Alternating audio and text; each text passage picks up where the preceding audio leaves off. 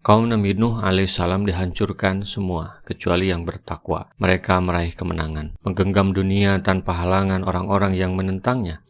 Namun sejarah berulang, dari mereka muncul lagi kaum jahiliyah.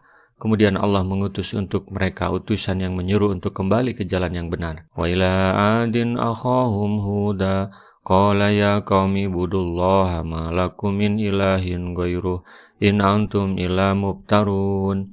Dan kepada kaum Ad kami utus saudara mereka Hud. Ia berkata, "Hei kaumku, sembahlah Allah, sekali-kali tidak ada bagi kalian Tuhan selain Dia.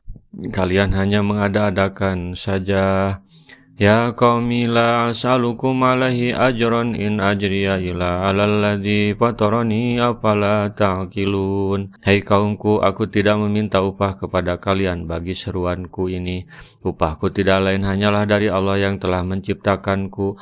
Maka tidakkah kalian memikirkannya? Kepada kaum Ad diutuslah Nabi Hud untuk memerintahkan mereka agar menyembah Allah semata. Tiada sekutu baginya, dan melarang mereka menyembah berhala-berhala yang mereka ada-adakan, dan mereka jadikan nama-namanya sebagai tuhan-tuhan sembahan mereka. Nabi Hud mengatakan pula kepada kaumnya bahwa dia tidak mengharapkan suatu upah pun dari mereka atas nasihat dan penyampaian risalah dari Allah ini.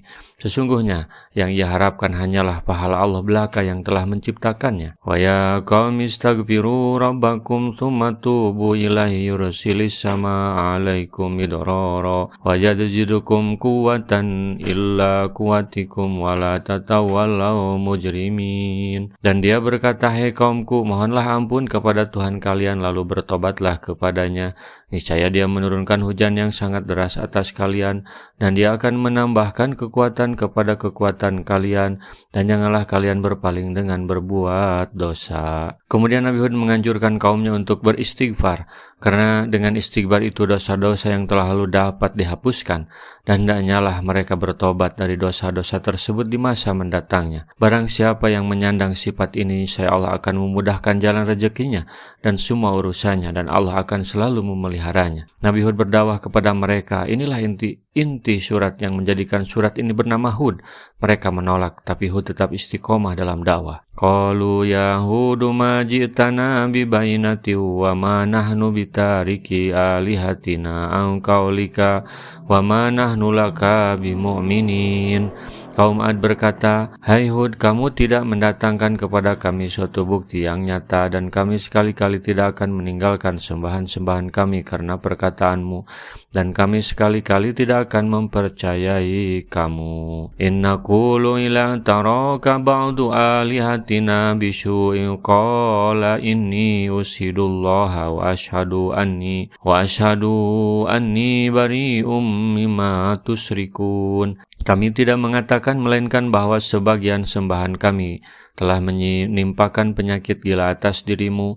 Hud menjawab, "Sesungguhnya aku bersaksi kepada Allah, dan saksikanlah olehmu sekalian bahwa sesungguhnya aku berlepas diri dari apa yang kalian persekutukan.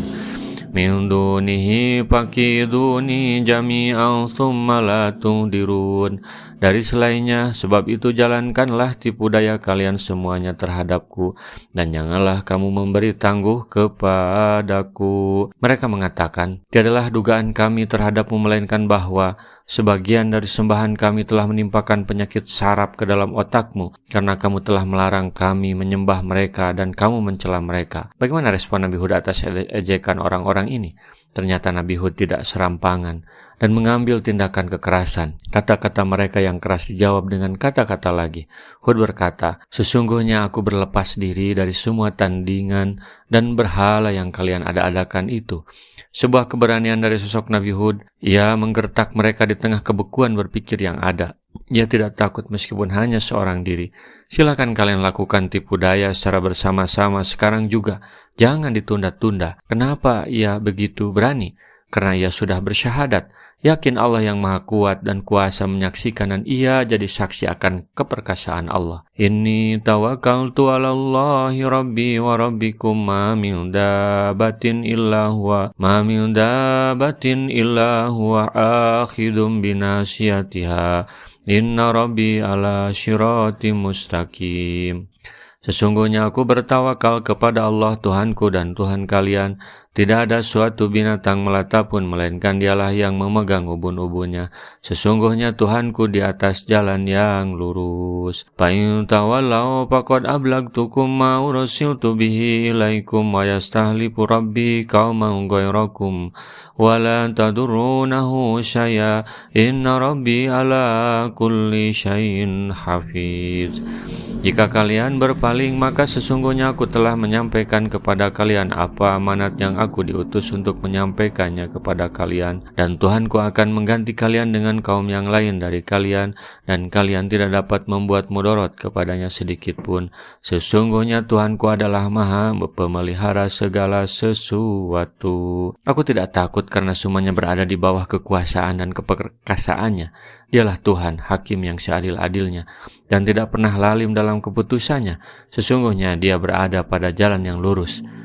Nabi Hud berkata kepada kaumnya, "Jika kalian berpaling dari apa yang aku sampaikan kepada kalian ini yang menganjurkan beribadah kepada Allah Tuhan kalian semata, tiada sekutu baginya, dan hujah untuk itu telah ditegakkan atas kalian melalui penyampaianku kepada kalian akan risalah Allah yang telah mengutusku dengan membawanya, maka Tuhanku akan mengganti kalian dengan kaum yang lain."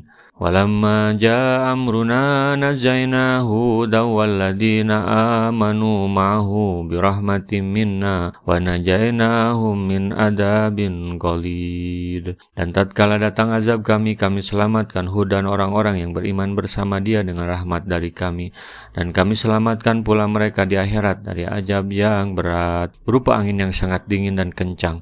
Maka Allah membinasakan mereka sampai ke akar-akarnya dan menyelamatkan Hud dan para pengikutnya dari azab yang keras berkat rahmat dan belas kasihannya.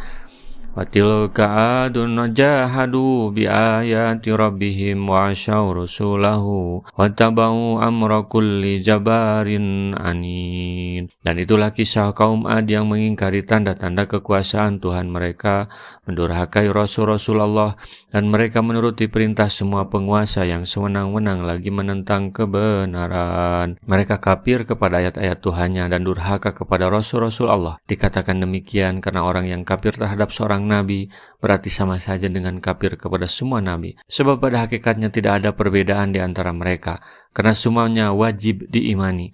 Kaum Ad kafir terhadap Nabi Hud, maka kufuran mereka disamakan dengan kafir terhadap semua Rasul. Mereka menolak mengikuti Rasul mereka yang benar, dan mereka lebih memilih mengikuti perintah penguasa yang sewenang-wenang lagi pengingkar kebenaran. Karena itulah mereka selalu diikuti oleh laknat Allah dan hamba-hambanya yang beriman di dunia ini setiap kali mereka disebut-sebut. Wa utabi'u bihadihi dunya la'natau wa yawmal qiyamati ala ina adam kafaru rabbahum ala bu'dal li'adi qaumi Hud.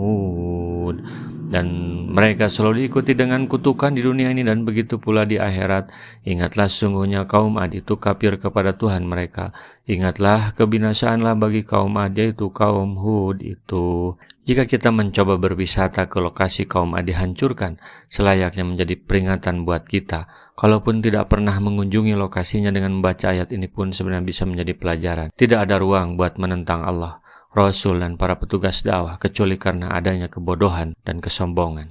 Rasulullah SAW bersabda, "Baligu anni walau ayatan." Sampaikan dariku meskipun satu ayat.